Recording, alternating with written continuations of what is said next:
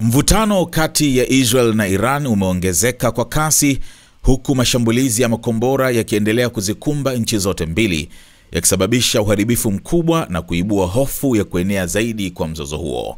Kwa mujibu wa maafisa wa kijeshi wa Israel, makombora yaliyovurumishwa na Iran kuelekea Israel hayana uwezo wa kujigeuza angani, yani maneuverability, kinyume na madai ya Iran. Awali, shirika la habari la Fars la Iran liliripoti kuwa Israel ilishambuliwa kwa kombora la Haj Qasim Guided Ballistic Missile ambalo lilizinduliwa mwezi Mei na kudaiwa kuwa na kichwa cha vita chenye uwezo wa kujielekeza angani. Hata hivyo, jeshi la ulinzi la Israel IDF limesema kuwa makombora yaliyotumika katika siku mbili zilizopita yanafanana na yale yaliyotumika kwenye mashambulizi ya April na Oktoba mwaka 2024 na hayana uwezo wa hali ya juu wa kujigeuza au kasi ya hypersonic.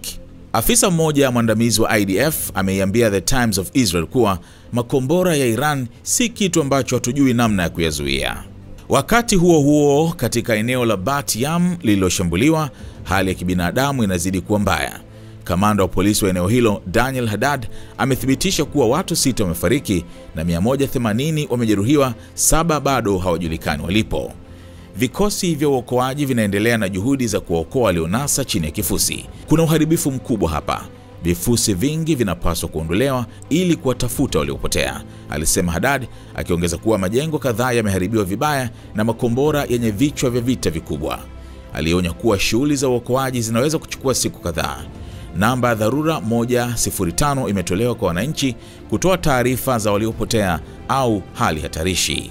Katika hatua ya tahadhari, IDF imetoa onyo la kipekee la uhamishaji kwa raia wa Iran, hasa walioko karibu na maeneo ya viwanda vya silaha.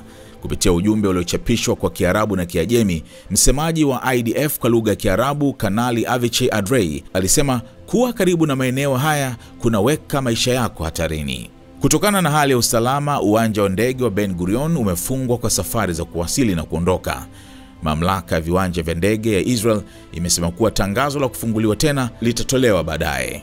Mpango maalum wa kuwarejesha wa Israel waliokwama nje ya nchi umeandaliwa kwa ushirikiano na Wizara ya Uchukuzi, mashirika ya ndege ya Israel na mamlaka ya usafiri wa anga. Mamlaka hiyo imesisitiza kuwa safari za ndege zitaanza tena tu pale hali ya usalama itakapokuwa thabiti. Licha ya mzozo kuendelea, mipaka ya nchi kavu kuelekea Jordan na Sinai bado iko wazi kwa biashara na abiria. Katika hatua nyingine, waziri wa mambo ya nje wa Iran, Abbas Araghchi, amesema kuwa Iran haitaki kupanua mzozo huu kwa nchi jirani isipokuwa ikilazimishwa, akisisitiza kuwa mashambulizi ya kijeshi dhidi ya Israel ni hatua za kujilinda.